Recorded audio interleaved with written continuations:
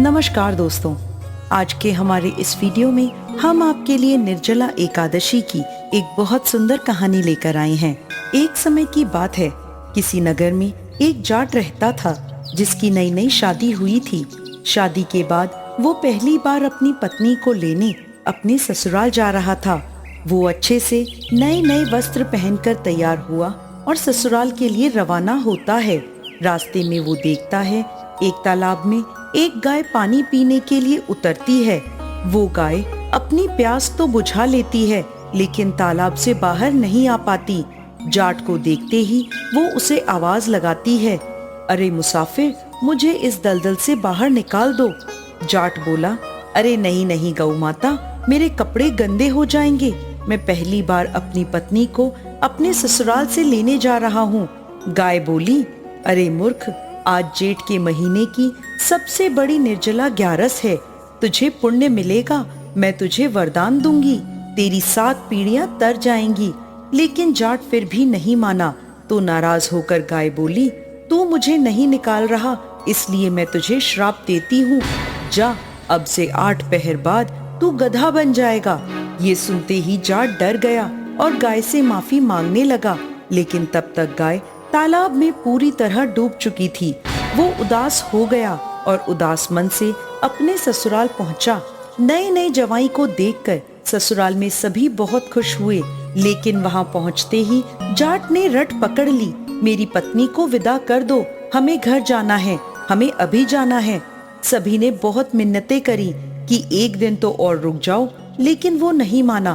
तब उसकी पत्नी बोली, सब इतना कह रहे हैं तो आप एक दिन रुक क्यों नहीं जाते।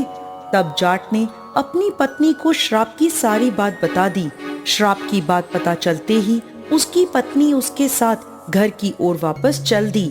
8 पहर पूरे होते ही जाट गधा बन गया।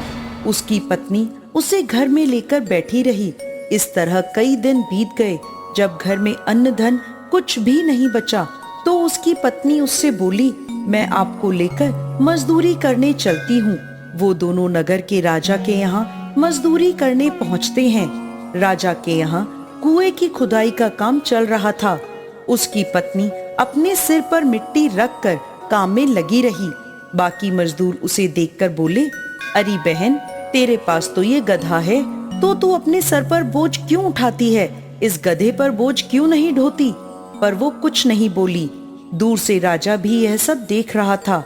एक दिन राजा ने उससे पूछा, तुम्हारे पास गधा है तो तुम बोझ क्यों उठाती हो? तो वह बोली, महाराज, यह कोई गधा नहीं, यह मेरे पति हैं, इन्हें श्राप लगा है। उसने राजा को सारी बात बता दी। तब राजा ने पंडितों को बुलवाकर इसका हल पूछा। तो पंडित बोले, राजा जी, इस परेशानी का एक ही हल है।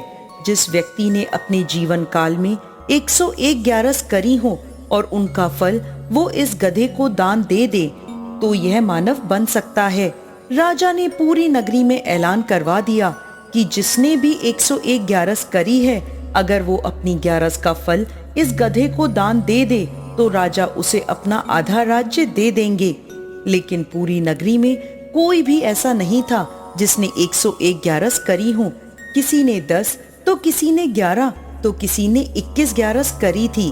तब वहां एक बूढ़ी माई आई और बोली, राजा जी, मैंने पूरी 101 ग्यारस करी है। राजा बोला, तुम अपनी ग्यारस इस गधे को दान कर दो, तो मैं तुम्हें मुंह मांगा वरदान दूंगा। बूढ़ी माई बोली, महाराज, मैं धन लेकर क्या करूंगी? आज हूँ तो कल नहीं, मैं यह धन किसे दूंगी? मैं इस गधे को अपनी ग्यारस देने को तैयार हूँ, लेकिन एक निर्जला एकादशी को मैं अपने पास रखूंगी। इस निर्जला एकादशी के फल से मुझे मोक्ष की प्राप्ति होगी, मुझे श्री हरि विष्णु की प्राप्ति होगी। ऐसा कहकर उस बूढ़ी माई ने अपनी 100 ग्यारस का फल उस गधे को दे दिया और वह गधा वापस इंसान बन गया। लेकिन 1 ग्यारस की कमी से उसका पूरा शरीर इंसान का हो गया, लेकिन गधे की पूंछ उसके शरीर से नहीं हटी।